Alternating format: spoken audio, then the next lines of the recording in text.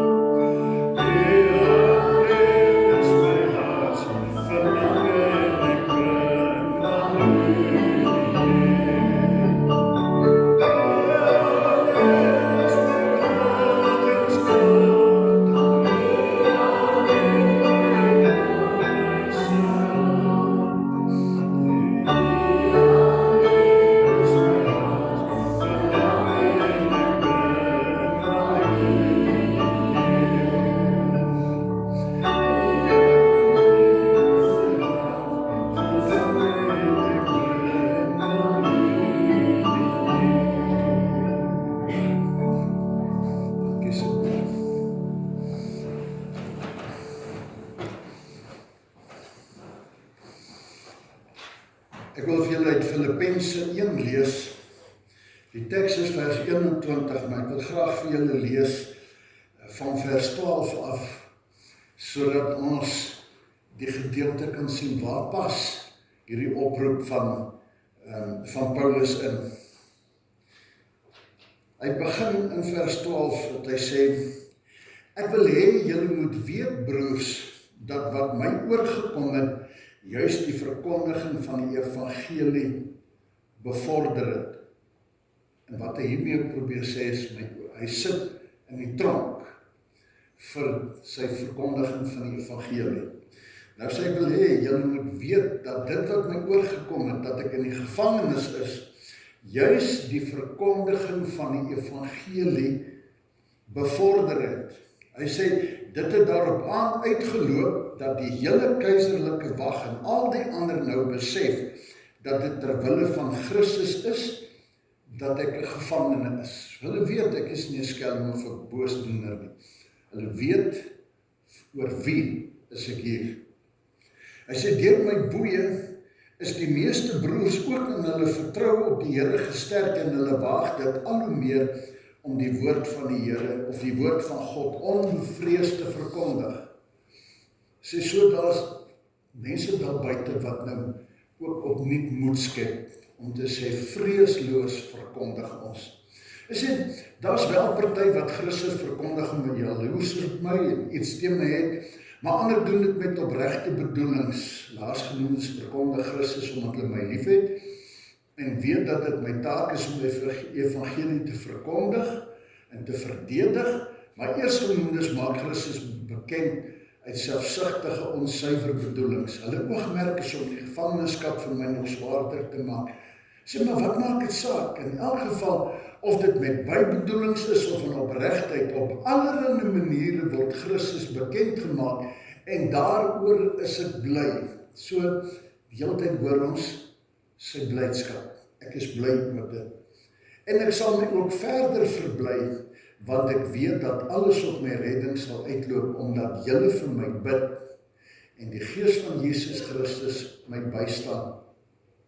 Dit is my vurige verlange en daarin sien ek uit dat ek niks sal doen waaroor ek my sal hoef te skaam nie.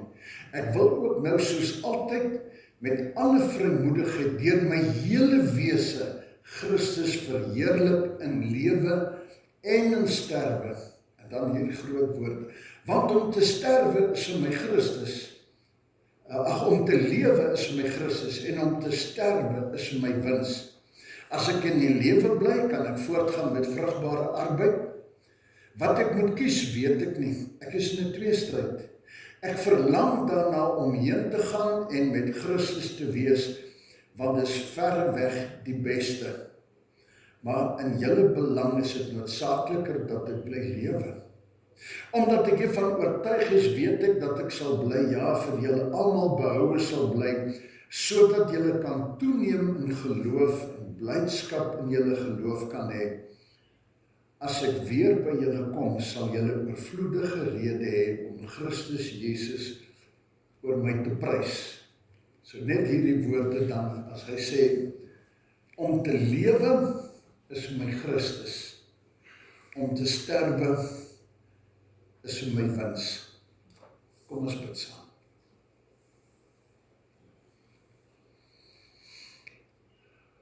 Ons dank U, Hemelse Here, dat ons U woord het. Ons dank U dat ons hier saam kan kom en opnuut oor dit alles kan nadink.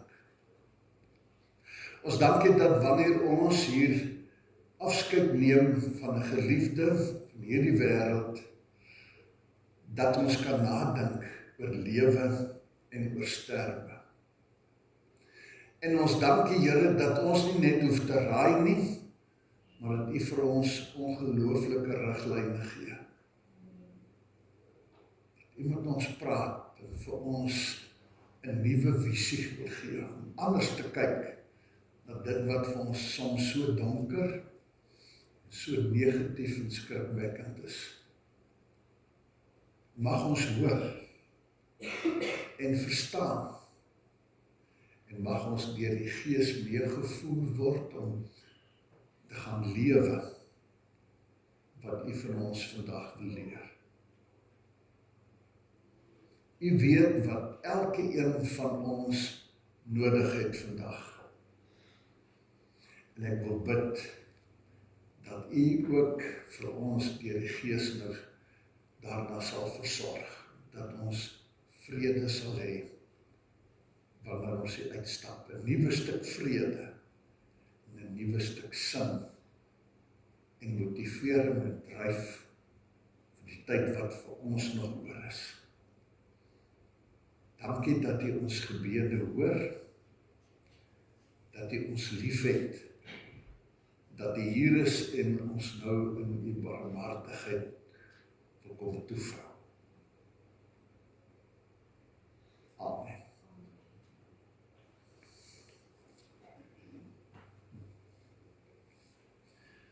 Ek dink as Paulus nou praat hier oor lewe en betekenis van lewe, want dis waaroor hy praat en wat sy dryfkrag in die lewe is dit dan goed dat ons vir onsself vra, waarvoor lewe ek? Wat is my motivering en my droom? Wat wil ek nog bereik? Hoe voel ek oor die lewe? Hoe beleef ek die stampe en die stote? En hoe hanteer ek dit? Waar pas dit vir my in? En hoe voel ek oor die Here wanneer die lewe so vol stampe en stote en onrustigheid is? En vanmôre deel ek graag met julle hierdie gedeelte hoe Paulus die lewe ervaar het en wat hy daarvan gedink het. En dat ons iets sien van 'n nuwe benadering wat hierdie man wat in die tronk sit dryf om hierdie brief aan die gemeente in Filippi te skryf as 'n brief wat ons dwarsdeur lees, 'n brief van blydskap en vreugde. Ons dink baie keer dat ons gelukkig sal wees as die omstandighede verander en as omstandighede goed gaan. Ons sit dikwels ongelukkig oor die wêreld waarin ons elke dag lewe en dan voel ons as dit net kan verander, dan sal ons daar gelukkig wees. Maar Paulus het 'n heeltemal ander benadering. Paulus vertel van 'n geluk en 'n blydskap en 'n betekenis en 'n vervulling wat nie afhang van enige omstandigheid nie. Vir hom dat hy juist sê, selfs in die ergste, dan raak dit nie my blydskap nie. En dit wil ons by hom leer. Want hy sê, vir my is die lewe Christus. Vir my is betekenis, vir my is vervulling Christus. Hy sit hier in die tronk, juist oor hierdie Jesus, maar hy is gelukkig daarmee. Hy noem dit 'n blydskap ding, dis iets spesiaals dat hy kan sit en sê, luister hier, in hierdie slegte omstandigheid, is dit die heerlike geleentheid, wat ek kan uitkom by mense wat nie in 'n kerk sou kom nie, of plein wanneer die evangelie verkondig word nie. Hier sit ek in mense wat dalk in die donkerste tyd van 'n lewe sonder hoop en uitkoms sit, en hier kan ek nou vir hulle vertel. Hier kan ek vir hulle iets van die blydskap en die hoop verkondig, wat dit dalk verloor het. Maar nie net vir dit nie, die keiserlike wag, almal van hulle, want onthou die keiserlike wag was dikwels 'n redelike klomp ontwikkelde mense aan die kant van die heersers, die meningsvormers, die middelklas ouens, geleerdes, verantwoordelike ouens, en hulle sit daar in die gevangenis, en die keiserlike wag is die ouens wat hulle oppas. En terwyl dit daar sit, kan hulle nêrens heen gaan nie. En as Paulus dan vertel en sing en bly is, dan moet hulle hoor. Dan sê, wat 'n wonderlike geleentheid. God sit my in die tronk om seker te maak dat hierdie ouens ook kan hoor. Dis 'n geleentheid, dit maak my bly, besef julle watter voordeel dit is. Selfs in die tronk sien hy die positiewe, ook die ouens daar buite wat al meer en meer vrymoedigheid kry om te sê, ons sal verkondig. Selfs die slegste omstandighede word 'n tyd en 'n plek en 'n geleentheid waar ek vir almal Jesus Christus en sy hoop kan wys. Dis die man wat ons leer ken, deur al sy briewe heen. Dis die man wat ons leer ken, wanneer Handelinge vertel van sy reise, van alles wat hy gedoen het.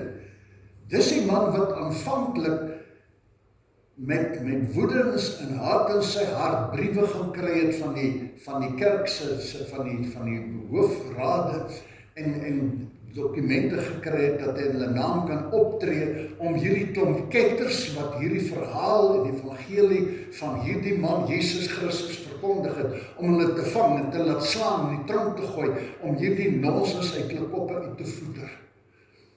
Hierdie man, wat hy so vurig teengestaan het, dis die man wat hierdie Jesus in die oë gekyk het, daardie dag op pad na Damaskus, en op daardie oomblik, waar alles verander, toe hy besef, hierdie man is die seun en die gestuurde van die God in wie se naam hy geglo het, dat hy optree. Hierdie man, wie se volgelinge en wie se boodskap hy wil uitroei, is die een wat deur God gestuur het, sodat daar genade en vergifnis kon wees, en dat hy dit deur God se genade ook kon ontdek. En hy besef, in plaas van dat God vir my wat reglynig teen hom opgestaan het, uitgewis het, gee vir my 'n tweede kans.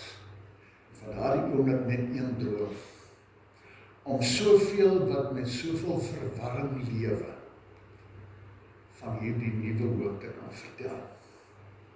En sy droom was om dag en nag die gestuurde te wees, om van hierdie nuwe lewe en hierdie nuwe hoop van Jesus te getuig. En al sy ander drome is eenkant gesit. Dit was wat hom gedryf het. En wat elke omstandigheid vir hom 'n geleentheid gemaak het. Sê, my geluk, my vreugde, is Jesus. Dit hang nie van omstandighede af nie. Miskien is dit nodig dat ons dan vir onsself ook hierdie groot vraag vra. Wat is my en jou dryfkrag vir ons lewens? Wat is ons drome? Natuurlik is dit goed dat ons drome het. Daar's niks meer verkeerd nie. Maar die vraag is, droom ons ook groot drome oor hoe hierdie Jesus, hierdie seun van God, hierdie genade geskenk, ook my lewe kan verander. Dat my lewe ook 'n lewe kan wees wat vir my vreugde bring, sin bring, betekenis bring. Lewe ek ook met die vraag hoe hy my lewe vorentoe in sy diens kan gebruik. Of staan ons tamelik negatief oor die wêreld en hoop ons maar elke dag dat dinge gaan verander en ek hoop maar vir die beste vir elke dag. Daar's net een manier hoe die lewe nuut en anders en sinvol kan wees. En Paulus sê, ons moet wegkyk van die omstandighede. Hy wil vir ons kom sê, vergeet van die omstandighede. Dit mag dalk nooit verander in ons land. Maar dit beteken nie dat vreugde en vervulling vir ons net 'n droom kan wees, juist anders. Wanneer 'n lewe aan hierdie Jesus Christus oorgegee is, dan kry hy betekenis. Dan bring dit vervulling. Alles en oral kom daar sin as Jesus oral my lewe begin werklikheid word. Dan verander dinge in my huis, in my familie, in my gesin, by die werk, by die skool. Wanneer ek soos hierdie nuwe energie is, wat ek oral waar ek heen gaan, kan indra. Het is tyd dat ons gaan kyk dat die Here Jesus hom toelaat, dat hy oral in my dag moet deel word. In my werk, in my gesinstyd, in my vakansies, my stokperdjies. Dat ek hom toelaat in my begroting, in my drome. En Paulus leer, nader aan Jesus Christus, hoe voller my lewe en hoe meer vreugde, sin en energie. Christus is my lewe. Hy maak my lewe betekenisvol. Hy is die bruising in my lewe in enige omstandigheid. Sê vir ons, soek ons hierdie bruising, dan sê hy, Jesus Christus is die lewe. Maar dan sê hy ook hierdie vreemde ding, hy sê om te sterwe is vir my wins. Nou, iemand skryf hieroor, hy sê Paulus gebruik boekhouterme. Hy sê, hy praat van wins en verlies. Meeste mense sien dood as 'n verlies, is nie 'n wins nie. Dis 'n verloor. Dood is om te verloor, om my lewe te verloor, om enige iets wat vir my mooi was en sinvol is, te verloor. Dis 'n einde, is 'n streep wat getrek word, maar Paulus sê hier iets anders. Hy sê, daar's 'n regte manier, 'n nuwe manier, om daarna te kyk. Negatief gesien is dood om op te hou bestaan. Het is of alles net tot niks kom nie. Sê maar vir 'n gelowige is dit totaal anders. Want na die dood bestaan ons soveel anders, soveel heerliker. Die bestaan juis hierna is dit waaroor alles gaan. Die bestaan hier, die tentwoning wat skeur, wat verval, en die ewige gebou by God. Die bestaan by hom, wat die eintlike is, veel heerliker, die ewige. Hier beleef ons so klein bietjie van Here Jesus. Maar na my dood sal ek meer van hom hê, as wat ek ooit gehad het, sal ek alles van hom hê vir ewig, in sy volle teenwoordigheid. En die vraag is dan, wat verloor ek as ek sterf? Wat ek verloor as ek sterf, ek verloor swaar kry. Ek verloor siekte en pyn en teleurstelling. Ek verloor die stryd teen sonde. En dit word verruil vir iets waarvan die Openbaring sê, 'n wêreld van geen trane, geen pyn. Dis die negatiewe goed wat ons verloor. As my lewe geld is, dan is my sterwe verlies, want ek los dit alles agter. As my lewe roem is, dan is die dood 'n verlies, want almal gaan jou vergeet.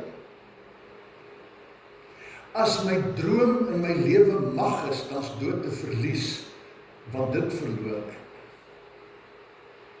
As besittings my lewe is die lewe 'n verlies, want ek kan nie Mercedes hemel toe vat nie. Al hoe die dood vir my en jou 'n wins kan wees, is wanneer hy ons lewens kom oorneem ons, en wanneer hy ons lewe hier is, en die volheid daarvan by hom sal aanbreek. As my lewe nie Christus is nie, dan is die dood vir ons 'n geweldige verlies, en die verlies is die ewige skade en die verlorenheid in die hel.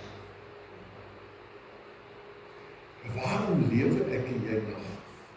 Wat is die sin om nog steeds te lewe? As Christus nog nie in my lewe is nie, dan is die enigste rede waarom ek en jy vandag nog lewe, is dat God sy genade vir ons wil wys. Dan is die rede dat hy vir ons nog die lewe verleen, is omdat hy Jesus Christus vir my en vir jou wil wys as die enigste bron van ware lewe, en vir ons te wys wat ons kan verloor, as ek nie nou reg maak. Waarom lewe ek? Want God, as ek nog nie met hom reg maak het, dan sê jy lewe, omdat ek vandag vir jou wil sê, maak seker, dat jy nie verloor nie. Dan vra ons, wat dan nou verder? As ek nou my lewe in oënskou neem, wanneer Paulus vir ons hiermee oproep, bekeer jou van 'n lewe waar Christus nie alles is nie, en draai na hom toe. En as jy jou lewe vir hom gegee het, as ek kan sê, maar my lewe behoort reeds aan hom, wat is die sin van my bestaan dan, totdat hy my kom haal om ewige heerlikheid te hê? Dan antwoord Paulus in hierdie volgende paar verse hier in vers 22 tot 24. Hy sê, as jy nog lewe, dan lewe jy vir Jesus Christus. Wat beteken dit? Paulus sê, hemel toe is die beste. Hy sê, maar as ek nog lewe, dan is dit om vir Christus te werk. So Paulus sê, dis vir ons elkeen van ons wat met hom vrede gemaak het, kom leer hy, dis wat sy lewe beteken as vir hom. Lewe dan tot voordeel van ander. Lewe tot voordeel van hulle wat nog nie het, wat jy het nie. Lewe dan vir die wat nog nie geleer het dat Jesus die lewe is nie. As my lewe Jesus Christus is, dan behoort daar voordeel te wees vir my vrou en my as man te hê. Dan behoort daar voordeel te wees vir my man om my as vrou te hê wat hierdie lewe te hê. As my lewe Christus is, dan behoort dit voordeel te dra vir my kinders, by die werk, elkeen van hulle. As my lewe Christus is, dan sal ek alles doen wat hy van my verwag. Tot voordeel. En as 'n ligdraer en 'n motivering, sodat daar vrede en blydskap kan wees. Daarom wil ek afsluit met hierdie woorde, maak seker dat Jesus nou jou alles is, gee vir hom oor. Terwyl jy nog hier lewe, is dit lewe in sy diens, dis waar ons roep. Dan sê hy as erfdeel, die groot wins, is die onbeskryflike. Want Paulus sê, hemel is vir hom nie 'n plek nie, maar hemel is vir hom Jesus. Die teenwoordigheid omdat hy daar is. Die hemelse erfdeling, die onbeskryflike groot wins, is die wins vir hulle wat nou gehoor het en oorgegee het en geleef het. Die lewe is Christus. As jy hom in jou lewe oorgee, sal jy die lewe ervaar. En dan is sterwe nie om te verloor nie, maar om te wen. Die volle vir ewig in sy teenwoordigheid. Sterwe is nie verlies nie. Sterwe is die groot wins. Om al die swaarkry te verloor en die ewige heerlikheid bring. Mag dit ons troos as ons vandag trane wegvee, dat ons weet, vir hulle wat ons voorgegaan het, vir wie Jesus Christus hulle lewe was, hulle die heerlikheid geërf, die ewige en die groot wins behaal. Ek en jy is nog die ouens wat nog net met 'n klein bietjie sit. En ons sit nog agter en ons het die stryd om te stry.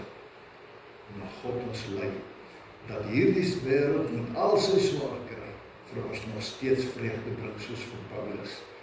Te sê, in elkeen van hierdie slegte omstandighede, ek en jy die geleentheid, om die lig te laat skyn, en die hoop te laat lewe. Amen. Hemelse Vader, U is so groot, so heerlik. U is die een wat met liefde met ons kom praat vanmôre. Here, as U dan in ons harte klop, elkeen wat nog nie die volheid het nie, dan bid ek, dat hierdie geleentheid nie sal verbygaan nie. maar ek bid vir elkeen wat hulle lewe aan U oorgee, hierdie droom, soos Paulus weet, die volheid is gehoorsaamheid, help ons dan, dat ons vir U volheid sal lewe, tot voordeel van 'n wêreld rondom ons, in die negatiewe wêreld, waar ons die positiewe lig kan laat skyn. Dankie vir die geleentheid. Gee vir ons die moed en die krag en die motivering, dat ons dit wil doen, omdat U die lewe is. Amen. Kom ons sluit met die oorwinningslied, dan gaan ons weer sit. Die oorwinningslied was die vroeë kerk, of wat ek so sê, die Openbaringboek was die vroeë kerk se troosboek. Die vroeë kerk het die Openbaringboek gedurig gelees, want dit was hulle troos. En terwyl die Openbaringboek baie keer vir ons so geslote boek is, moeilik is die boodskap van die Openbaringboek eintlik eenvoudig. Want die boodskap van hierdie boek vir die gelowige is dit: die kerk is in die wêreld waar ons swaar kry en vervolg word. Maar Christus is by sy kerk. En die wat volhard, sal die kroon ontvang. Dis al wat die Openbaringboek gaan. Sê, ons is in hierdie wêreld waar ons die negatiewe dinge beleef. Maar hy sê, ek is by julle. En as julle volhard, sal julle die kroon ontvang. En daarom is hierdie oorwinningslied vir ons, hierdie lied wat ons so met vreugde in ons harte kan sing, want ons het die sekerheid. Ons weet hierdie goed, die Bybel sê dit vir ons. Kom ons sing dan hierdie goed, want dis ons geloofsbelijdenis. As ons in Jesus Christus glo, dan sien ons wat die geloof is, om te sien alreeds wat jy nog nie het nie. En ons kan hierdie goed sing, want dis ons belijdenis, dis die belofte vir elkeen wat in hom glo. Dis wat ons gaan erf, wanneer hierdie wêreld verby is. So kom ons staan, dan sing ons hierdie lied met dankbaarheid en met geloof.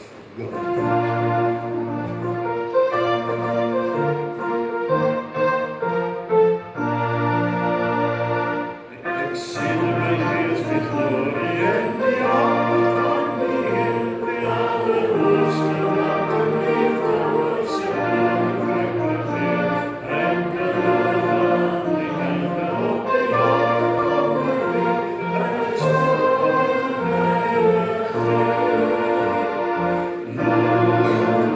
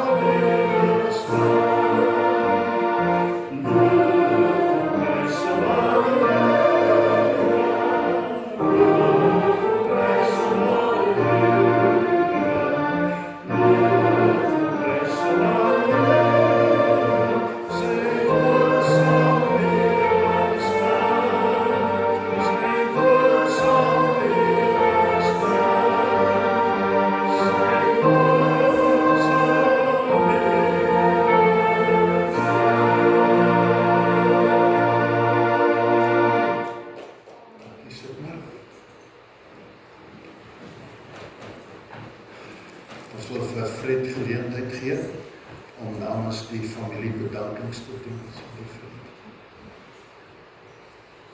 En as jy weer die klank gee, so, kom saam so nie by my.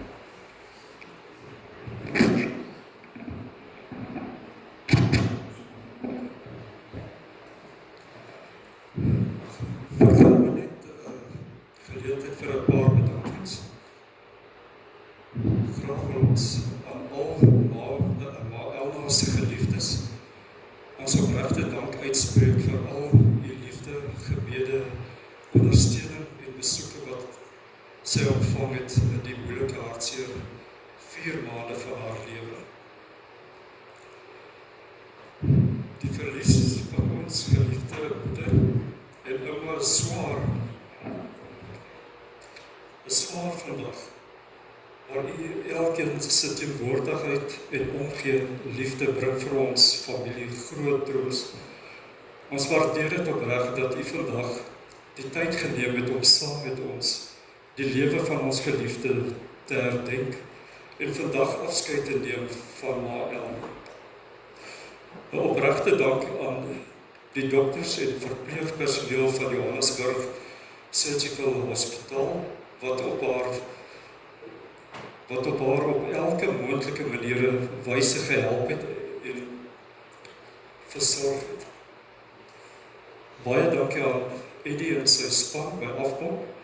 Julle het dit vir ons as familie maklik gemaak in hierdie hartseer tyd. U word opreg waardeer. Aan Dominee Steyn, dankie vir die bemoedigende boodskap. As ek opregte dank aan die susters van die gemeente vir u hulp vandag aan ons waardeer dit baie. Dankie aan Mossie en sy span vir die kos. Ons weet dit gaan heerlik wees. Na afloop van die aardebestelling nooi ons u as familie elkeen hartlik uit om saam met ons te kuier en 'n ete te geniet ter viering van Mama El. Dankie.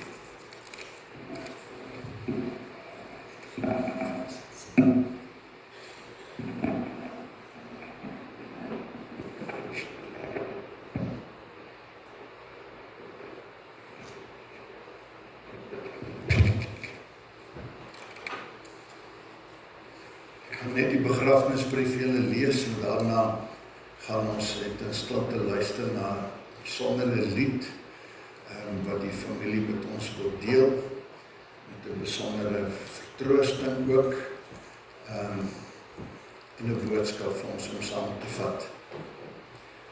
Kosbaar is in die oë van die Here die dood van sy gunstennote. Dit het ons almagtige Hemelse Vader behaag om ons geliefde Elna Lou se aardse teenwoning te verruil vir haar ewige hemelse woning in die ouderdom van 77 jaar, 8 maande en 27 dae. Ons dank ons Hemelse Vader vir die jare wat sy vir ons gespaar was en vir al die mooi herinneringe vir ons nagelaat. Haar plek is leeg, haar stem is stil, ons swyg op die Here. Dit was u wil.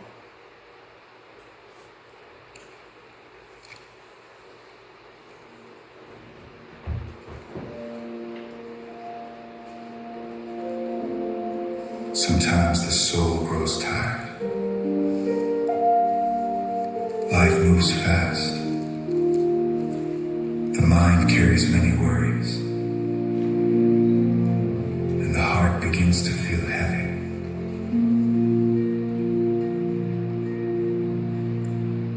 But there is a place of peace. A place where fear becomes quiet. And the soul can finally rest. That place is in the presence of God. Today, remember this truth. You are not walking alone. The Lord Himself is your shepherd.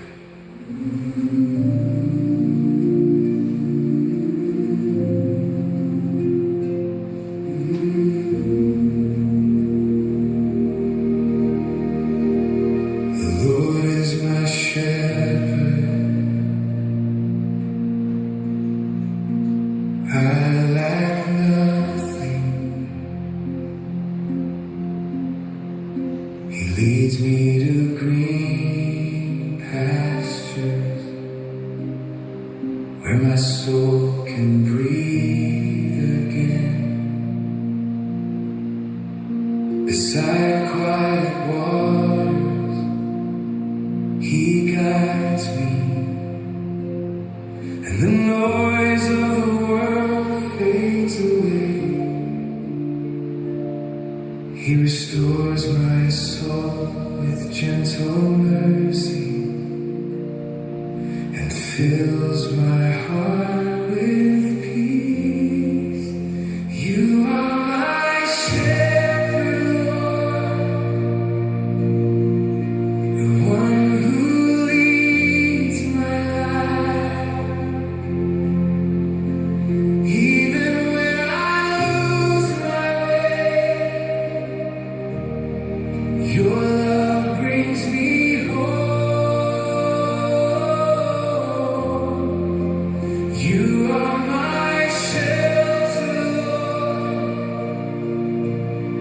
my comfort in the night. In your presence I find rest. In your presence I find life.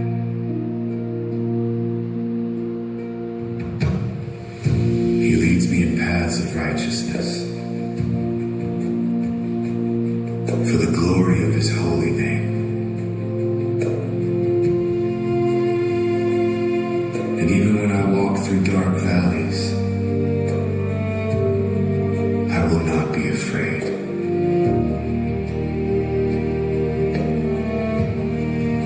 For He walks beside me. His rod and His staff protect my path.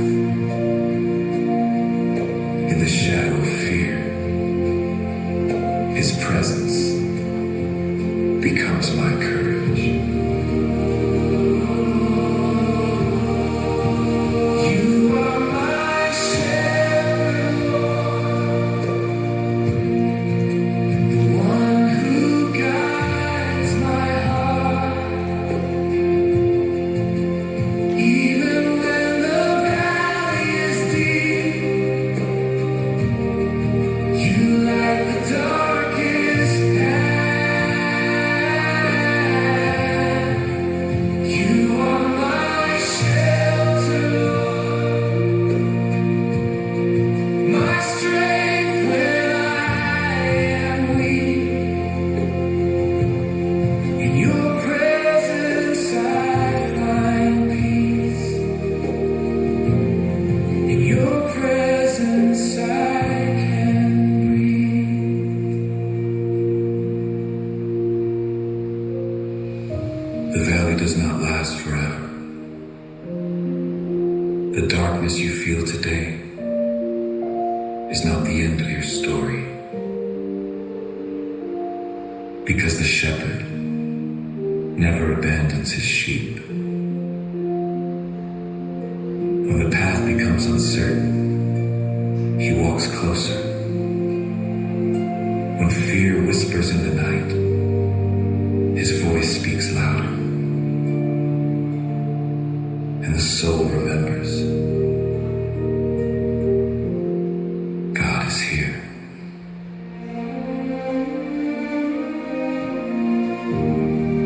You prepare a table before me, even in the presence of my enemies. You anoint my head with oil, and my cup overflows with grace. Surely goodness and mercy will follow me all the days of my life, and I will dwell in the house of the Lord forever.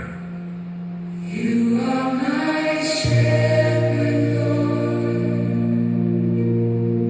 my peace when storms appear. Your love surrounds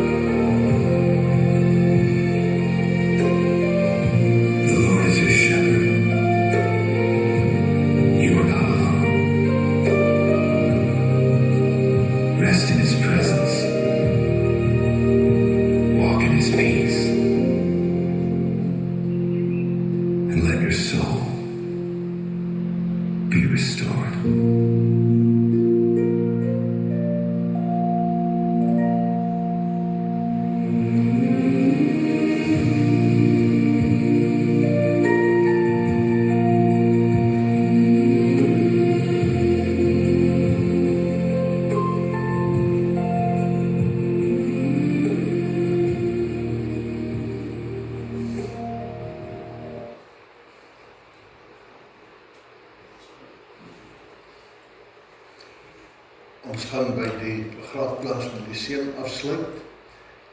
So ons vra dat ons die geleentheid gee vir naam die familie om eers uit te beweeg en dan volg ons maar net die stoet tot by die begraafplaas.